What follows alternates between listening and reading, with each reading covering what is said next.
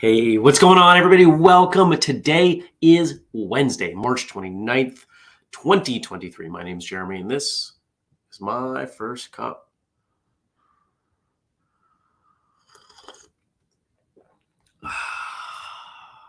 Tasty. Who's here? Let's see who's here.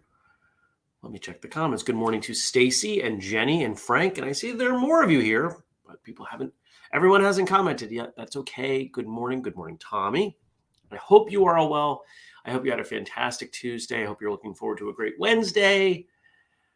And I hope you'll tell me what happened. Good morning, Liz. Tell me about your Tuesday in the chat. Tell me what you're looking forward to. Good morning, Gad. Let me know about the highlights, maybe some of the lowlights.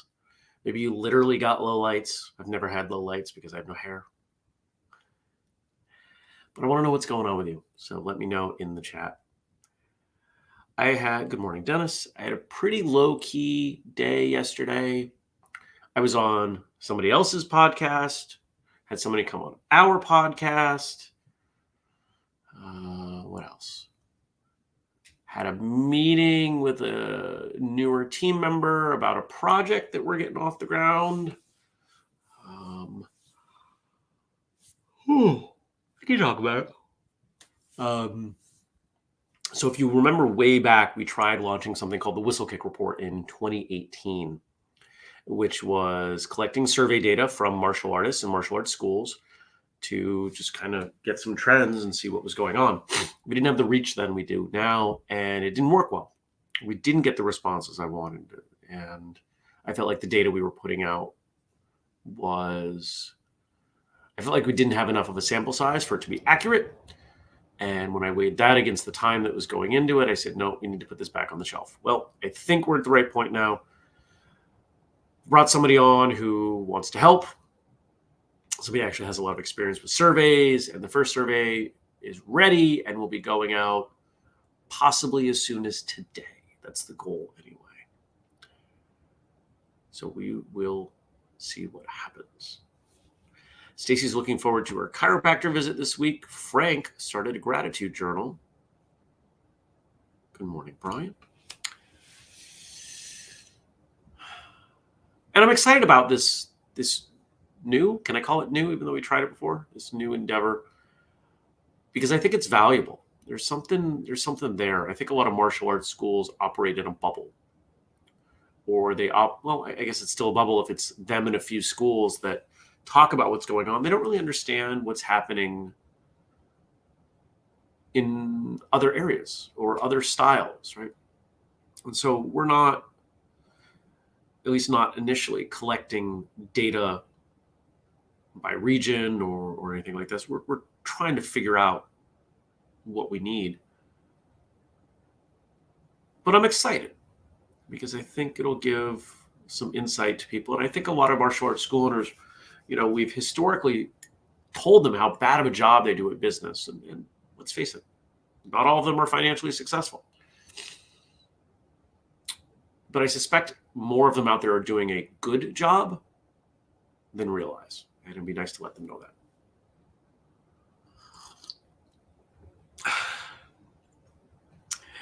Ray says, remember, folks, the first 5 days after the weekend are the hardest. We're almost there. Well, I hope all of you enjoy parts of your life beyond the weekend. Otherwise, I hope you make changes because that's not a good way to live life. Jenny says she started a self-esteem journal. That's awesome. Congratulations to you. There's value in there. There's value in journaling and taking some of the thoughts from your head and putting them on paper. And even more so if you review it later. One of the strategies that I use with a number of my clients, when they're having a really good day, I have them write a letter to themselves when they're having a bad day. because it can be really difficult when you're in a bad place to remember what it feels like to be in a good place. When you're in a good place, you don't need to remember what it's like to be in a bad place. I want to keep you in a good place. Hopefully you want to stay in a good place. But that's something that I've found a lot of value in, and my clients have too.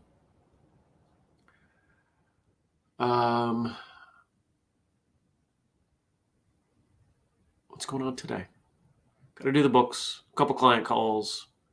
And if all goes well, I'll be headed to the comedy club tonight. There's been an improv competition the last few weeks, and I've only made it to one.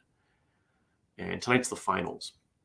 And seeing people who are doing the thing that I'm taking classes in, but do it really well, that's valuable. It's like being a younger, a lower ranked student staying for the advanced class. There's some value there, watching how they do things. And actually, as I say that, I realize that that's not commonplace in very many schools. In fact, I think it's even more common that you would be excluded. Which, now I'm saying that, I'm wondering if we should change that. Do you like my toga? My blanket? It's really motivating for people to watch people do things better than themselves. Quiet observation can be valuable. Good morning, Rebecca. She says, I hope you're feeling a bit better. I am. Just some congestion left. Almost done with this thing.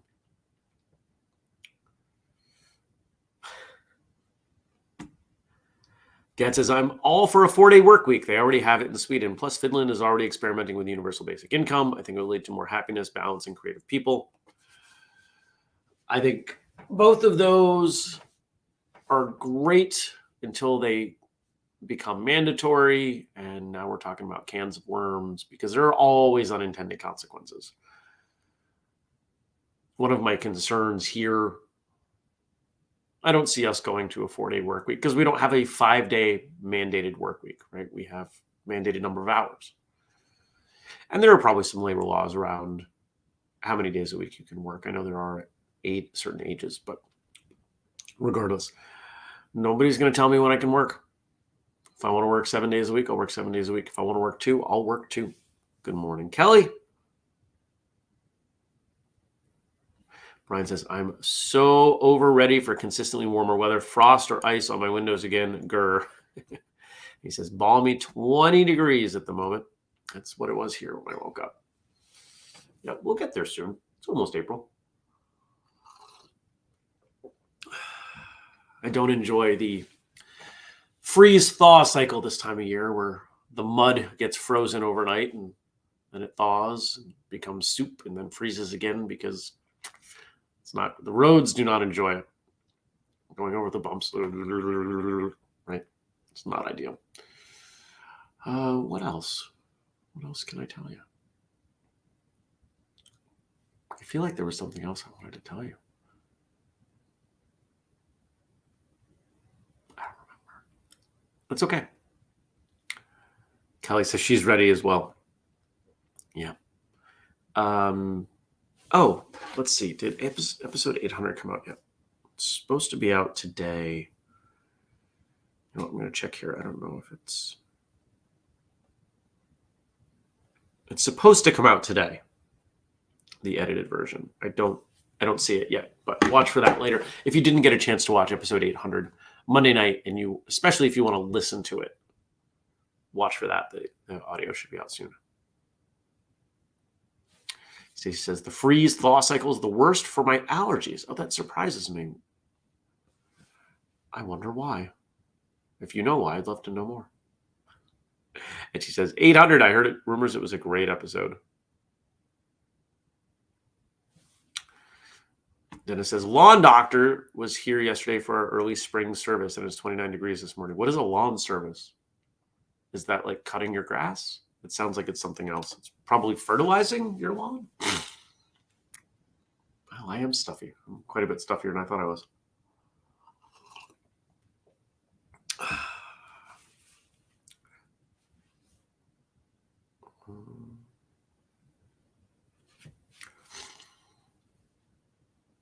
Nobody's telling me what's going on today.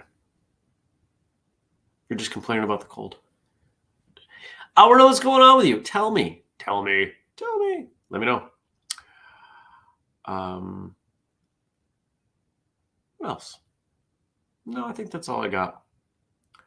I didn't sleep great last night, so I am going to go back to bed after the show, just for a little while.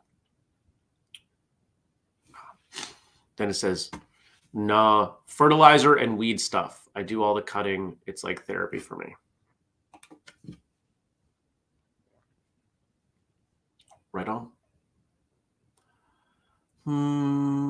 All right, we're going to switch gears. We're going to do quotes because I don't have anything else to say. And that's probably because my brain's a little foggy, and that's okay. But that's why we have the quotes.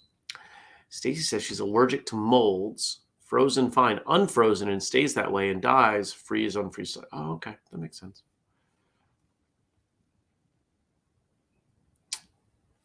Kelly has to go to a celebration dinner for the 20 amazing women in Vermont, which she was selected as one of. Should be fun. Probably have to wear civilian clothes. Ha! Rebecca's got a quiet day today. Later on, taking her son Aiden to get his hair dyed. Then class tonight. Oh, fun. What color is he doing? Jenny's still doing yoga and can only comment in hands-free poses.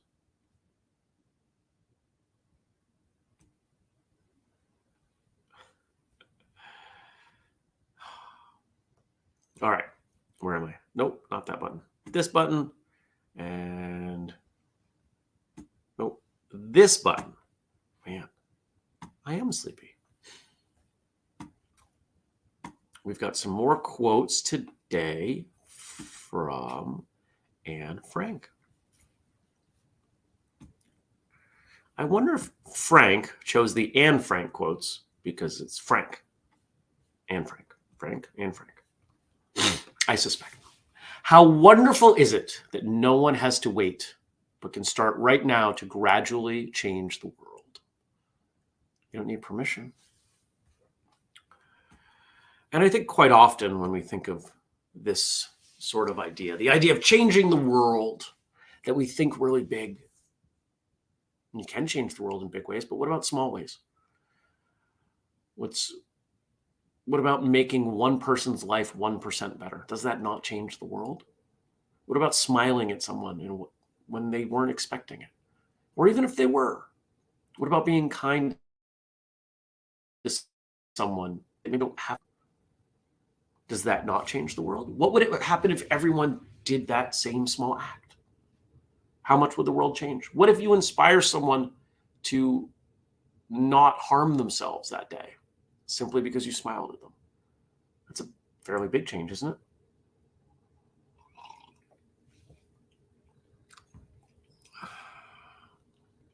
Rebecca's son's hair will be purple.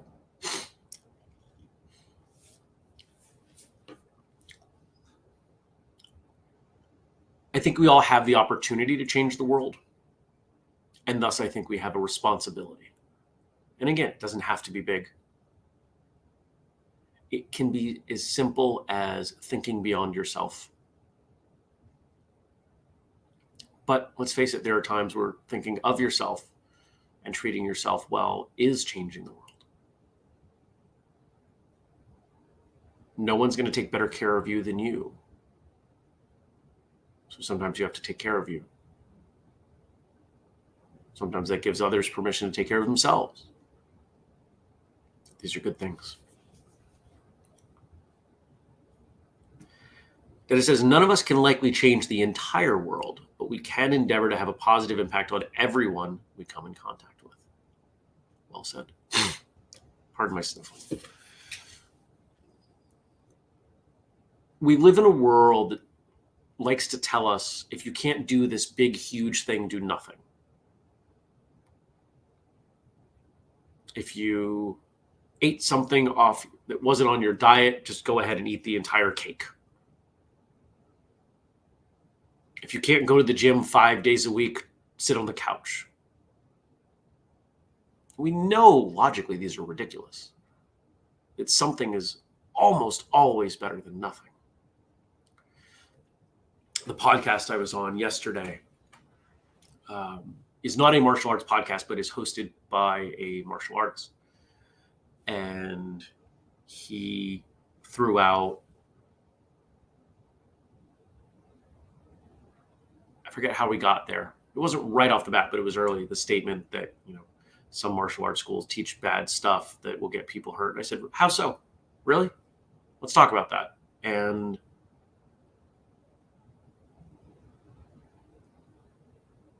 how did I get here?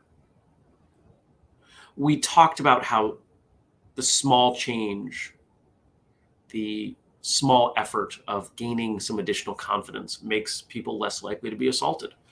And in that way, it actually is quite worthwhile that even a low effectiveness martial arts self-defense program is still worth one's time.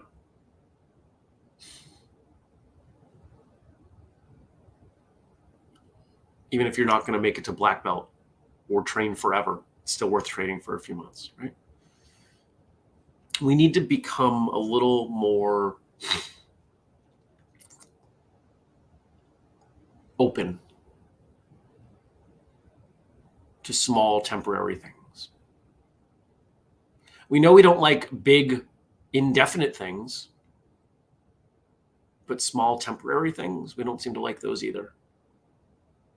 I think for most of us, we have this timeline for everything that if it's not going to be this and the results will not be that,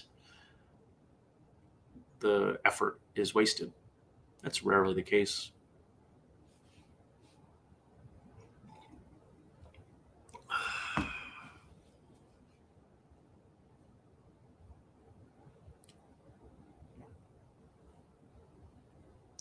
Kelly says, I remind the kids how important it is to remember when someone says to stop, that they stop, and how great the world would be if everyone listened to everyone else. Respect starts with them. Yeah. Rebecca says, I can say that simple gestures like a smile, even from a stranger, can make a huge impact. People don't realize, for sure. Tommy says, people in the room definitely make the world a better place. I would agree.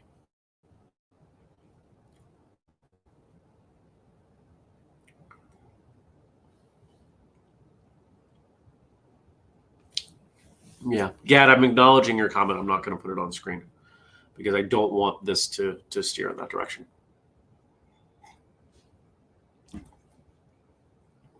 What's our next quote? The best remedy for those who are afraid, lonely, or unhappy is to go outside. We so underestimate this.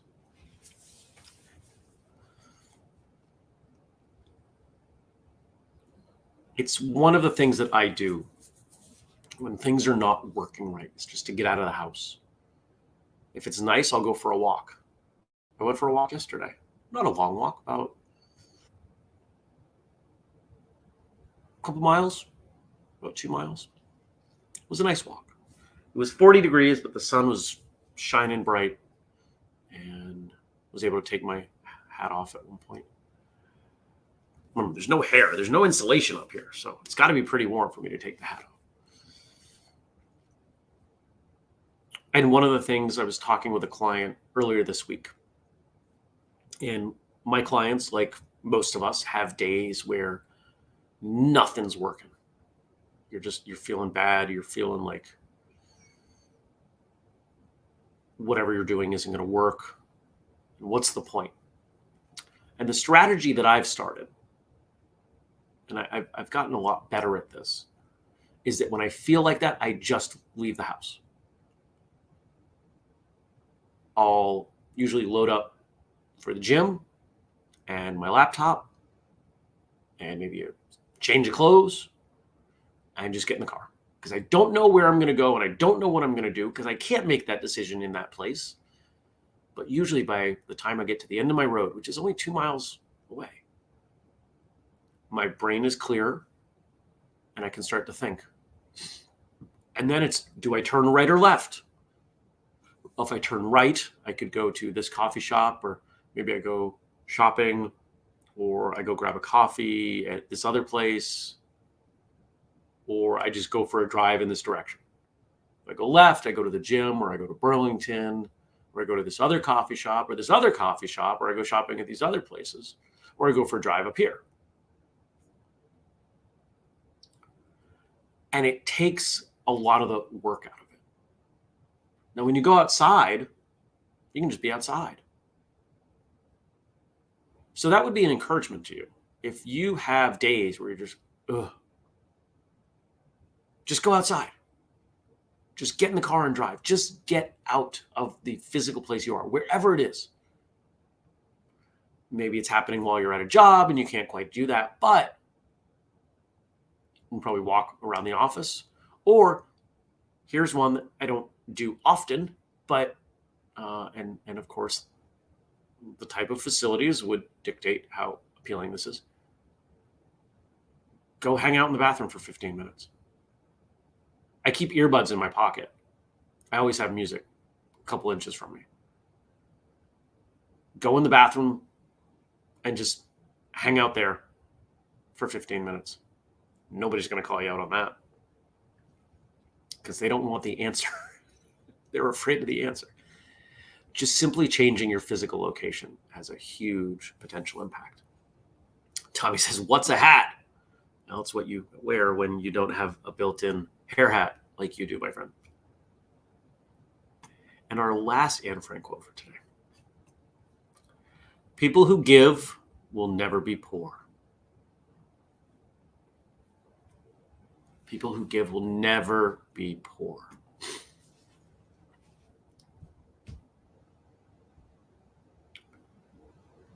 How many of you enjoy giving, donating, supporting,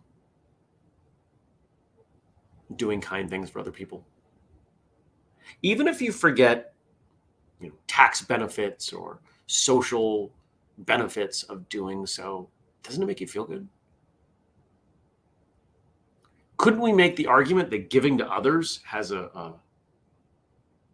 such a strong selfish beneficial component that there's no reason not to do it more?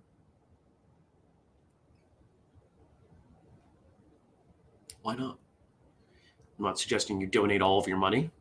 I'm not suggesting you give everything you have away. But we can always give more. Here's the proof. If I asked you for a nickel, would it change your financial situation? No. So you can always give more. Maybe it's not a lot more, but there's always more. Consider what that means. Consider if you would benefit from giving more. Consider how you would feel from giving more. One of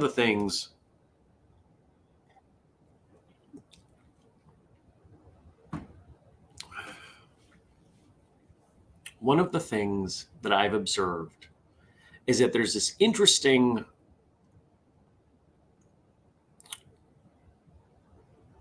how do I want to describe it? Almost a reverse, an inverted bell curve of charitable donations versus income. The wealthiest people give the most because they have the most to give. And there are tax benefits and they understand how to work that system and everything. Forget about the motivation. And then, as you might expect, as it goes lower, and this is personal anecdote. I have no study or science or data to back this up. I have nothing to back this up other than anecdote. As you chart income versus donations, as it goes lower, donations go lower, but there's a point where it starts to come back up again. And that seems to be, and I don't mean necessarily formal charitable donations, but it seems to be at that lower middle class point. That's what I've observed. The folks that you look at and you think, they don't seem to have much, but they give a lot. Now, it's rarely formal. They're not filling out slips and claiming it on their taxes. But those are the people that I've observed are the most likely to, especially relative to income, to give. And because of where I live, I'm around a lot of folks who satisfy that category, that economic standing. They also seem to be the happiest that I know. Not all the time. But there's a lot of work-life balance in there for a lot of them. They're happy with their families. Do they want more? Sure. But it's not the priority. It's really interesting.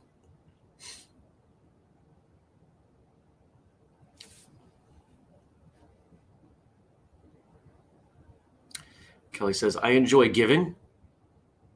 giving financial support, and giving my time. Stacy says, giving a gift that is uniquely yours to give, time.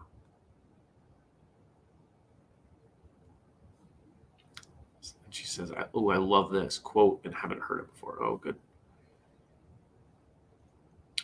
Rebecca says, it's funny, I'm planning on surprising a fellow classmate who's starting to learn to play bass guitar with my amp that just collects dust and I don't use. I just want to make her smile. See, perfect. It doesn't have to be big. It doesn't have to be special, or it doesn't have to be overly formal. It doesn't have to be expensive.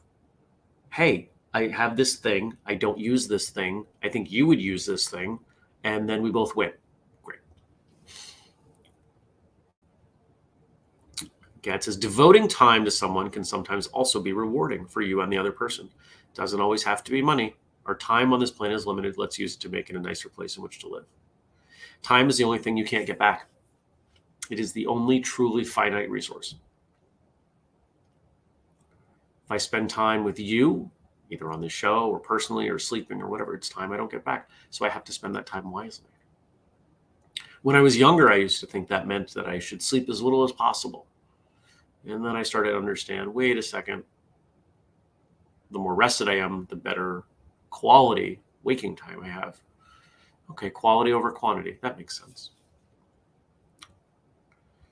And Rebecca adds, I don't have much, but when I can help anyone, I try my best. And I suspect that that's true for most of you. Jenny says, my boys and I go shopping together at Christmas time, but not for each other. We pick up tags from the Salvation Army Giving Tree and shop for those kids. It's a beautiful tradition that I hope my boys will continue on their own. Yep. Kelly says, and there are a lot of schools like this, and I never turn people away from training due to finances and will help students go to events. It comes back in so many ways. Tommy says, Wednesday nights is all about giving for me. Say more about that, Tommy. I think I know, but I don't want to speak for you.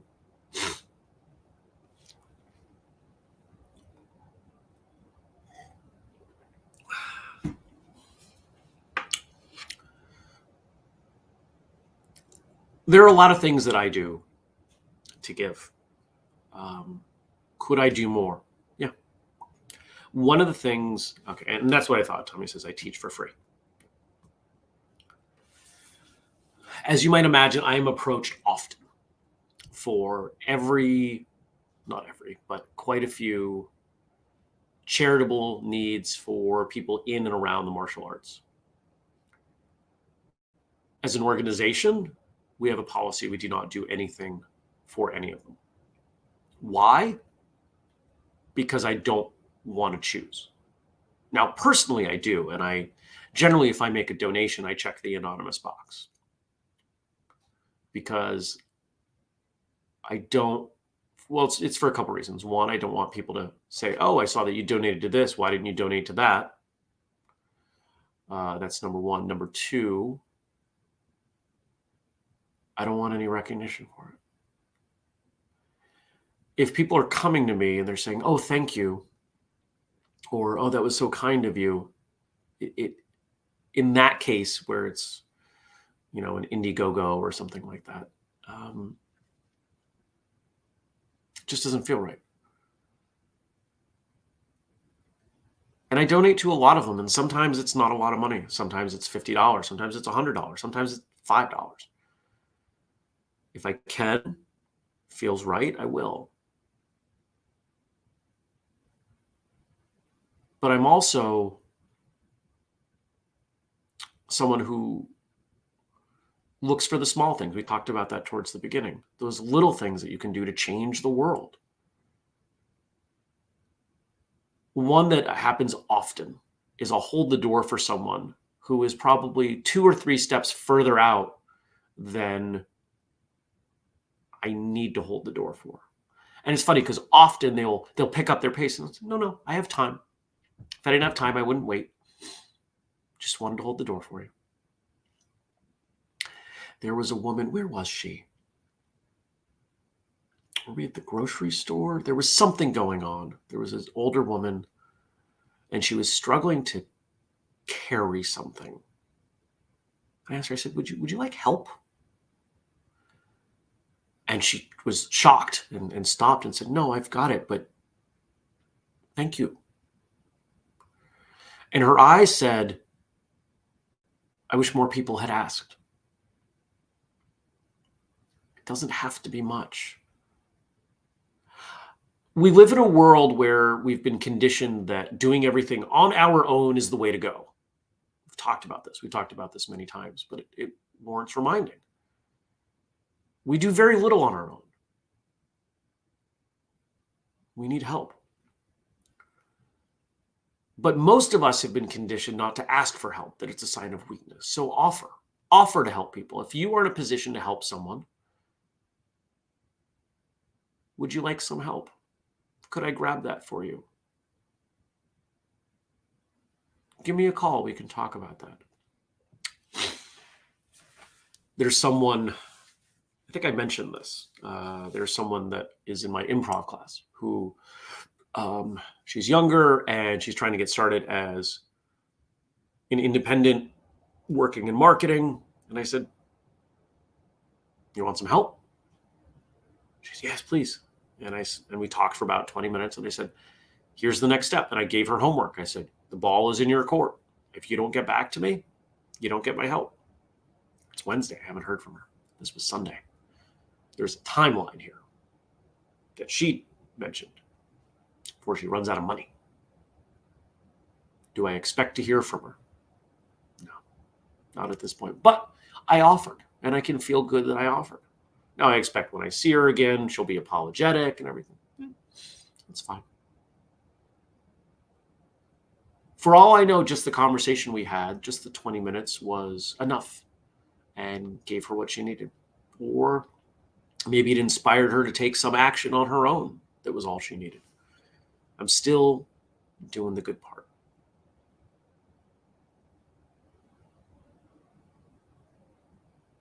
Take care. Andy, lots of comments coming in.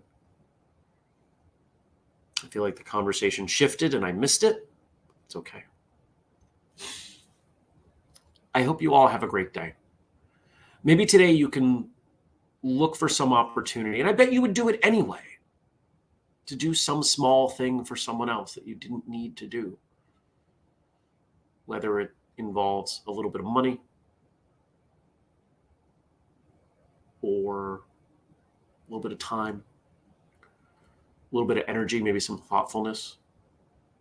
Here's something I wrote down on my list that I'm going to start doing, and I'm just trying to do it every week. I want to send 3 handwritten cards to somebody, not to one person, but I want to send out 3 handwritten cards. Some will go to clients, some will go to some of you, some will go to people that I haven't talked to in a while. But it feels like a habit I want to build. Because I can send an email or I can send a text, I can shoot a Facebook message, and those are all great. But there's still something when we receive something handwritten, with or without a silly patch in it, that makes us think, hey, this person actually took some time. They put something into this, and it means something to us, especially because it's so rare these days. We all have the power to change the world. Maybe not dramatically, but we all have the power to do something. And if we all do that something, that is dramatic. Somebody has to go first. Why not you? Have a great day. And I'll see you back here tomorrow. Take care, everybody. Peace.